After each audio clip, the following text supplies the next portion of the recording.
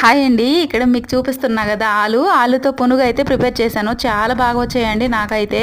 మరి మీరు కూడా ఒకసారి ట్రై చేయండి. చాలా బాగున్నాయండి. ముందుగా ఇక్కడ నేను 1 కప్ రైస్ తీసుకున్నా, 1 కప్పు మినపగుండ తీసుకున్నా అండి. ఈ 2 కలిపి నానపెట్టేసుకున్నా 2 గంటలు.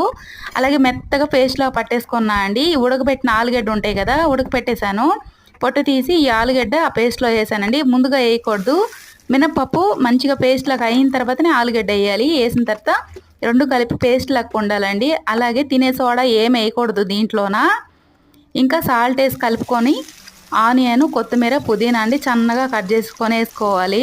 కొంచెం మనకు పలుసగా అనిపిస్తే కొంచెం బియ్యం పిండి వేసుకోవచ్చండి. వేరేదైతే వేయొద్దు.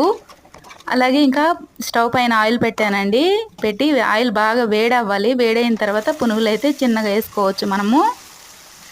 ఈ లోపల నేనైతే పల్లీ చట్నీ రెడీ చేసుకున్నా. ఈ పునుగు అయితే ఎప్పుడైనా మీరు ట్రై చేయండి. చాలా బాగా కుదురుతాయండి. నా వీడియో కనుక నచ్చితే లైక్ చేయండి, షేర్ చేయండి, సబ్స్క్రైబ్ చేయండి ఫ్రెండ్స్. Thank you.